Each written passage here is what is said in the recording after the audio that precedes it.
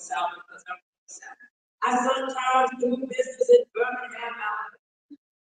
Now I know those boys in Birmingham cannot take full frontal parties. So they get called. But Carla is just as much part of me as full frontal. If my desire is to be successful, I gotta know that I know that I know that I'm in that moment right now because I can do it.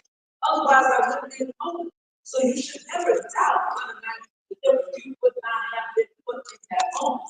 Now you must know that everything that you are in processing in that moment. The question is, which part of you is going to show up? When I'm dealing with somebody who's a know-it-all, then it's Carla, the other person. I'm gonna let you talk. I'm gonna let you run it right in the ground.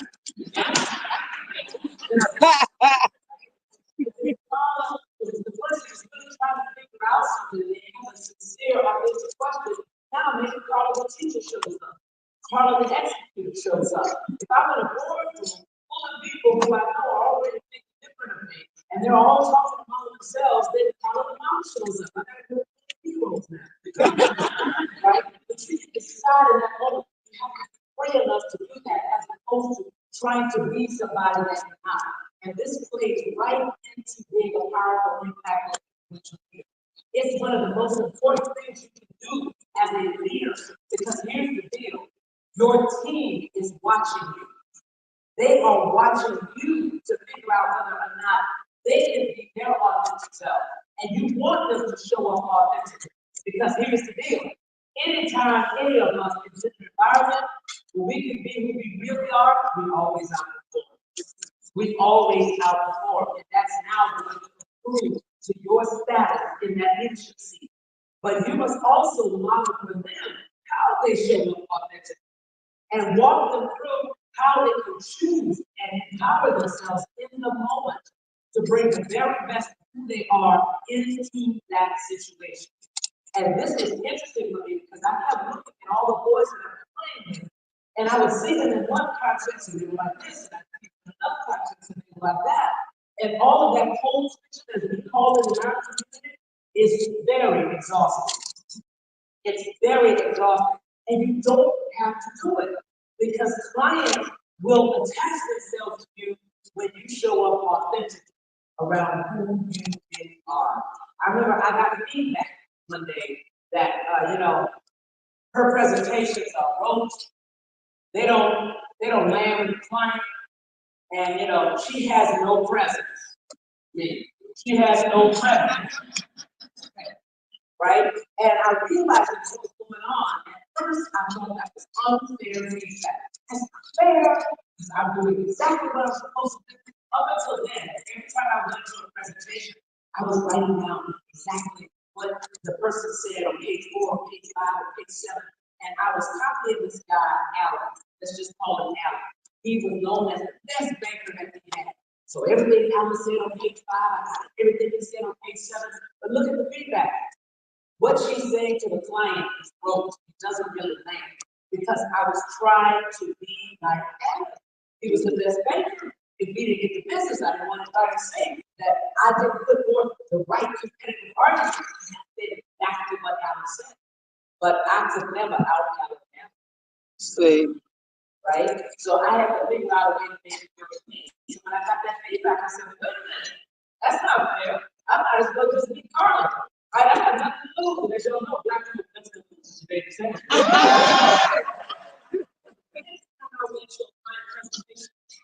I gave the presentation the way I would have wanted to do it. I said, look, I got the big boy selling book. Because we do a lot of analysis to figure out how smart we are. So I said, look, but if I only have 45 minutes, I'm going to spend these 45 minutes in the way that you say this. That's 45 minutes that you spend on this. What's on your mind? How can I help? I'm here, sir. I got a whole institution behind me. So there's nothing you're going through that we won't be able to help with. Talk to them. That client began to say all kinds of things that nobody in my organization had. No information that they had. And he also gave me information that made us competitive when the pitch came around 2 weeks later and we got that business. That was the day that I realized anytime that you can make a pitch or conversation, you have achieved the sale. But the real problem was in the room. not Carla the baker that was supposed to be just something, but real Carla was in the room. Now I only have a few minutes, I want to give you one pearl, and I'm going to close with the intentional pearls of leadership, and then we can talk about that when we get to the Q&A. But I want to bring up this point about currency, because I still hear in their community, keep your head down, work hard, keep your head down, make sure you work on the approach. That's performance currency. Performance currency is the currency that's generated by your delivering back what is asked of you and a little bit extra. And I would argue that performance currency early in your career is worth about $1.50. But here's the deal. Over time, performance currency starts to experience diminishing marginal returns. That $1.50 works its way back down to $1. Why? Because now you have established a new standard of excellence. Everybody knows that you will do a great job. Everybody expects to always deliver. So there's no premium associated with your delivery. The currency now that's the most important is the relationship currency. The relationship currency. And I want you to think to yourself that relationship currency is worth about 225. And it never experiences any diminished marginal return. Relationship currency is the currency that is generated by the investment that you make in the people in your environment. None of us work in a silo anymore. We're all working in highly interdependent environments. So at a minimum, you must have a relationship with every seat that touches your seat. If the only person that knows that you're doing a great job is your boss, then your ability to ascend in that environment is going to be gone. Why? That person may leave the organization. They may lose their seat at the decision-making table. They may lose their juice. So it's your job to make sure that many people as possible in the organization is aware of your outside. Here's why the relationship currency is so very valuable. Your ability to ascend to that leadership seat will be a function of somebody's judgment. Judgment about whether or not you're ready. Judgment about whether or not the team will follow you. And judgment about whether or not you will ultimately be successful. Family judgments are directly influenced by relationships. My last point to you here is everybody in this room has power. Everybody has power. Hard-earned, personal, influential currency. But I want to ask you, how many people in this room will use their hard-earned, personal, influential currency on behalf of somebody that they do not know? That's generally the answer right there, because that's right. Virtually no one will use their hard-earned, personal, influential currency on behalf of somebody that they do not know. So remind yourself, when you are shying away from investing in a relationship, when you're telling yourself, I'm going to keep my head down, I'm working really hard, they see that my work is good, and I'm letting my work speak with me. Work is not speaking.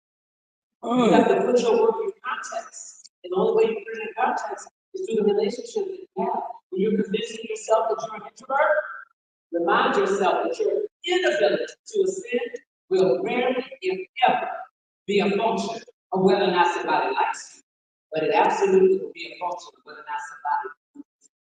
Your relationships are critical. And as I close, I tell you that pearls of intentional leadership, if you want to be a powerful, impactful, influential leader, are authenticity, building trust, creating clarity, creating other leaders, diversity, innovation, inclusivity, and voice. You have to be willing to call them things. And now I say, Carla, come on out and have this conversation.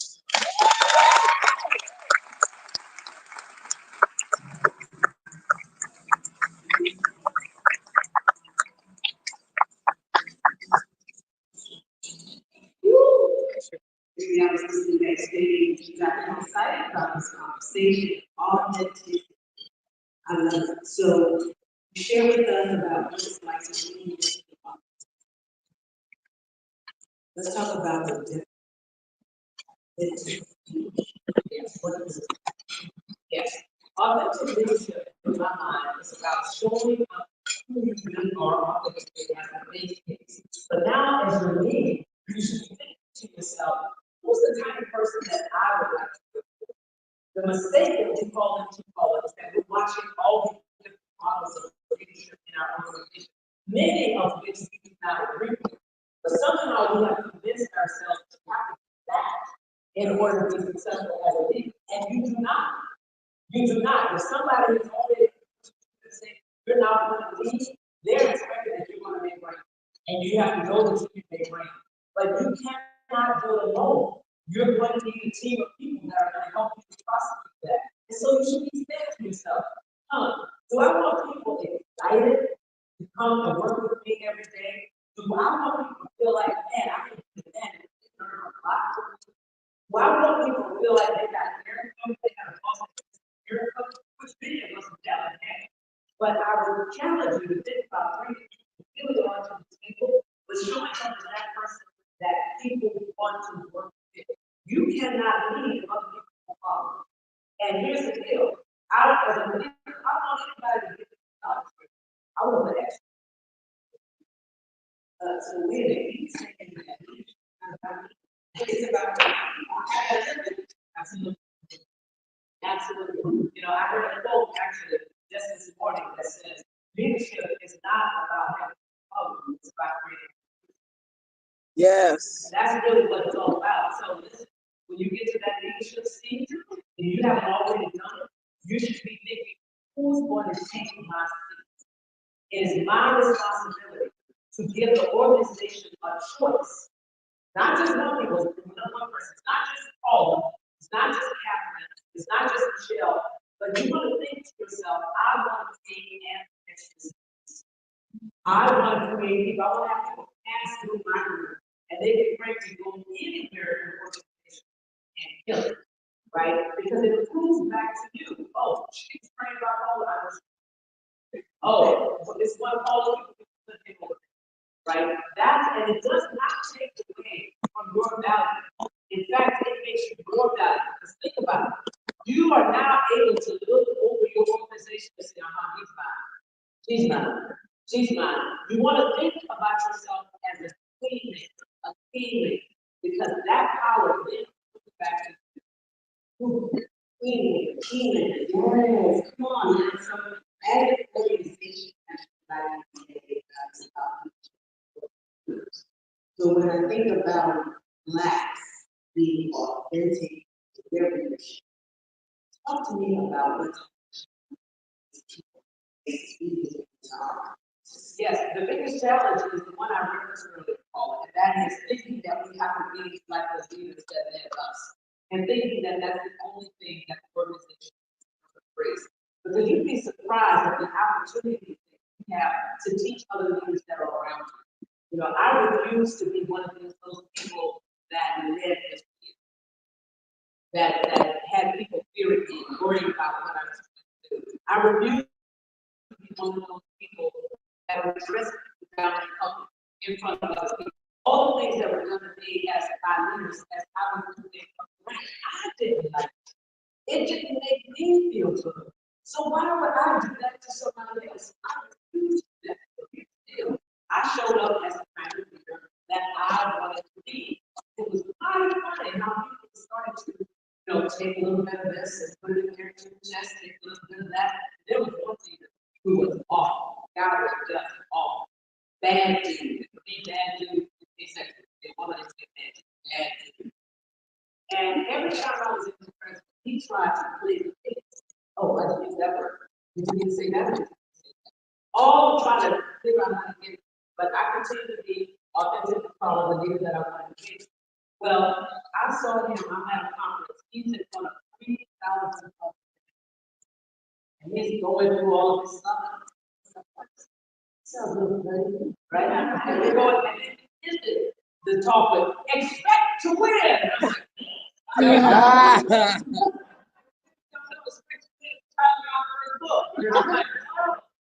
Oh, so you read the book. So don't get into this. And you can never have an impact. I was always trying to get it out my day when I'm sitting in the office, questioning the word, but I use that phrase. Yep. So don't underestimate your ability to lead from any seat. People are watching you.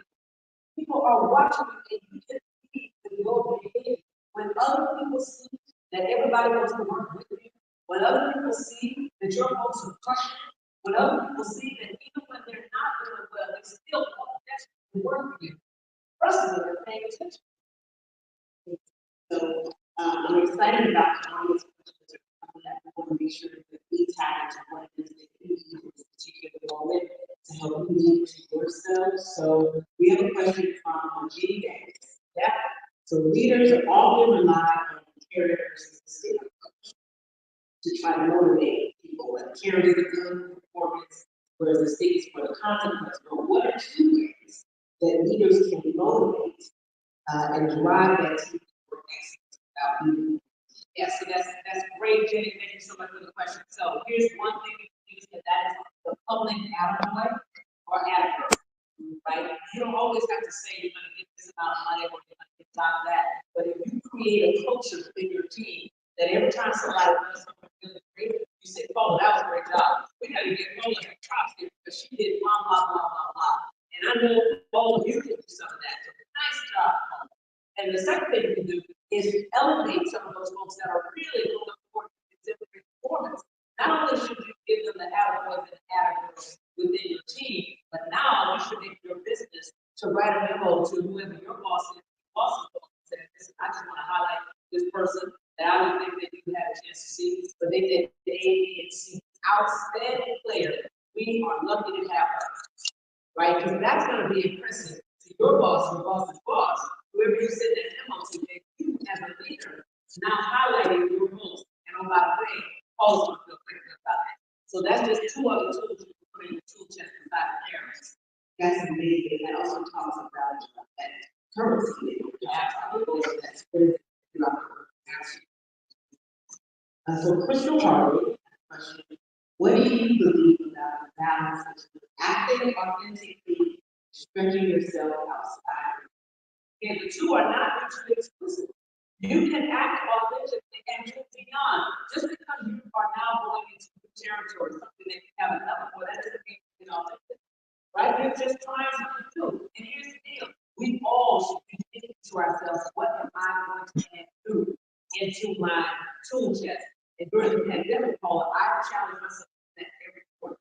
You know, I used to call myself a technology boss, right? But all of a sudden now, here we were having I was doing everything to that and learned how to do that.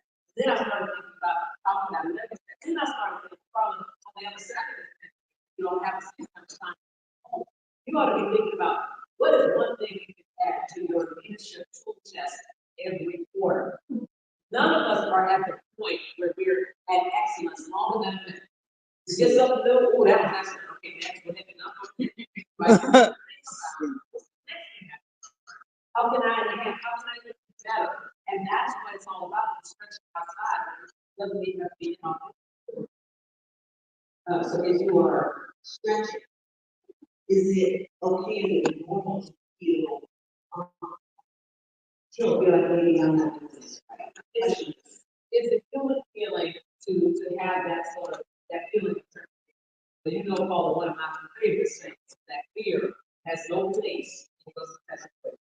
Anytime you approach anything in your life, personally or professionally, from a position of fear, you always underpenetrate that. Remind yourself that you have a successful track record of purpose. You've done a lot of things for the first time, and you've done it successfully. And if you did it before, you'll be able to do it again. And here's this: you're going to get one of two outcomes. Either you're going to get the thing, or you're going to fail. And guess what? Failure always brings a gift. And the gift is called experience. Now you know how to do it better. Now you know how to do it. Now you know how to do it successfully. So you never really fail. And most things that you try are not really good. You fall, you figure out how to get here. What's the lesson for? Okay, I'm extracting the lesson or putting my chest. Get up, we're gonna go for the same thing. Right, love it. So our next audience question is from A4. What are the most impactful skill sets and traits that you feel are underrepresented, especially as it relates to improvements to skills and AI? And how can we highlight this as a student? Yeah, I'll tell you, many organizations need to have fear front and center. That's why I always talk about fear, and especially as it relates to DEI, because the mistake that I think we made, 30 years ago, when we first started having a conversation about diversity, then diversity included, is that we kept putting it around the right thing. It's the wrong thing. And we didn't bang enough on the first character. And in order for anybody to do something, to execute, they need a why, right? And the why has to be tight enough for them to actually execute. They have a measure of fear, right? They have a fear of success and a fear of what happens to be the upward on the other side. And I realized that it's not that people don't like change, they fear uncertainty. They don't know what's on the other side. So with respect to DE&I, you have to make sure that you are giving people a why. And that's the skill set that folks don't have. It's so and so what I like to do is I say, your why is frankly so you can make more money. And here's why. You have to innovate in order to make more money. In order to innovate, you need a lot of ideas in the room. In order to have a lot of ideas in the room, you need a lot of different perspectives in the room. In order to have a lot of different perspectives, you need a lot of experiences. In order to have a lot of different experiences, you better have a lot of you gotta start with a lot of different people. And one thing they like a lot of people.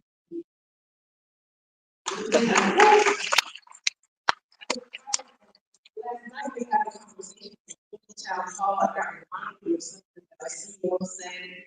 It is that PI is not black, brown, issue, it's a green issue. That's not right. I talk all the time. I'm black, I'm white. Absolutely. So our next question is from Charles Johnson. How can I continue to push for DEI in the world where corporations are? Yeah, I would tell you, Charles, stay on the why. Why does this make sense? And we can go back to the previous question, the parent mistake, right? One of the things you can do is make sure that you are cognizant of what the competition is doing. And especially as the competition is bringing us the talent. And now you can start talking about what, we were competing against so-and-so for this talent, and you know why that person's there? Because they saw people who looked like them. They saw that there was an opportunity. Or you can pick something else, but either use a competitive argument or you continue to push forward no matter what the organization is doing. This has been going on, obviously, that we've seen for the last 12 to 18 months, especially with respect to what happened after the Supreme Court and the Fairness Fund. But I have not stuttered at all in my conversation. I told you it was one of the pearls of intentional leadership, and I continue to talk about it. And I continue to talk about it because I know that this too will pass. And this one. So I want to make sure that we don't step back at a time and allow those who are never really born to be now to hold this conversation in the morning. So when somebody starts saying, well, I know that it might attract attention, so yeah, we might attract some talent. So we need to stay right there. What I say is skills and follow. You need to understand that talent is evenly distributed, but opportunity is not. Your job as a CEO and a board is to have the right people in the right seat at the right time if you are going to maximize shareholder value. That means you need to be seen in the marketplace as an institution or organization that wants to be able to attract all the best talent. So you can ensure that you get the best talent in the right time, no matter what it looks like. So some of these programs allow you to show up in the organization so that you are seen as somebody who wants the best talent, no matter what it looks like. Full stop. Your shareholder value has been put well to maximize, then you question. Right? But you have to be able to say that that company that hasn't been doing well with respect to shareholder value. Now the question should be, why haven't we? Do we have the right people at the right seat at the right time? Have we failed to compete? Have we failed to show up in a place where all the best talent is they can actually have an opportunity to be successful in the company? I'm so sad that our conversation is coming to an end. And so this last question came from multiple people. Can you please, pretty please, read the pearls of leadership? Okay, and it's chapter 6 in each plan, so I'll be there. The first one is authenticity. We've already talked about it. The second one is building trust. As a leader, you're going into unknown territory, the environment that you're in now. You can't do it alone. In order for your teams to follow you into unknown territory, they have to trust you. The third pearl is around creating clarity. If you're going to choose to be a leader, you must define what success looks like, even when you can't see. Number 4 is frankly about creating other leaders. You know what I said before? That's the most important thing you do for your legacy, is to make sure that when you leave that seat, there are several people in the organization put in your seed. That's how you amplify your impact in the organization. The fifth is around diversity. Just talking about the right people in the right seat at the right time. That's how you maximize shareholder value. And that means you have to have access to all of the talent. The next pearl is about innovation. It's your job as a leader to teach your teams how to innovate, to develop that muscle of innovation.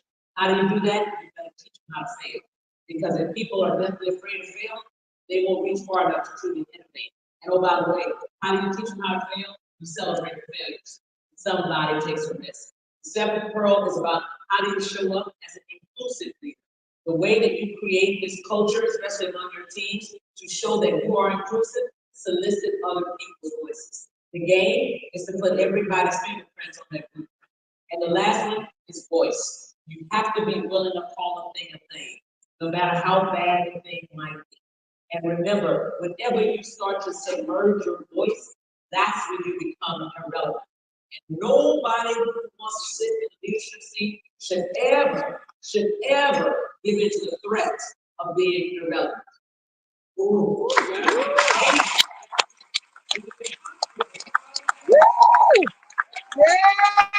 Yes! Whoa.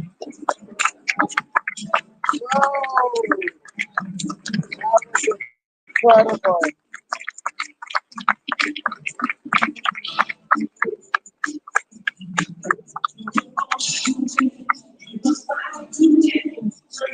These are our people, y'all.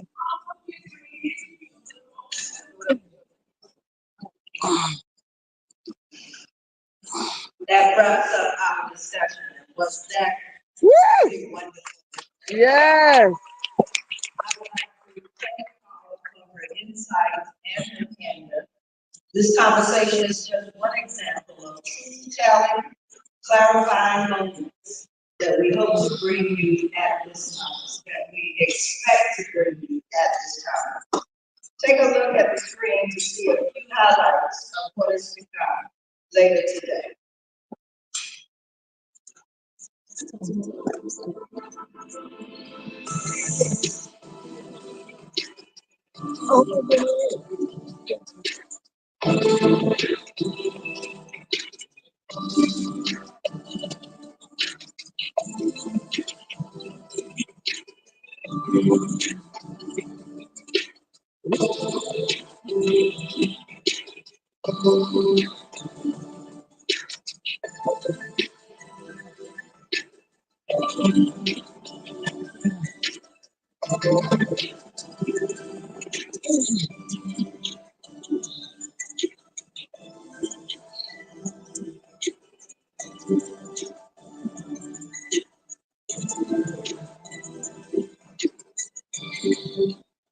Enjoy your morning, and we will see you back here at lunch.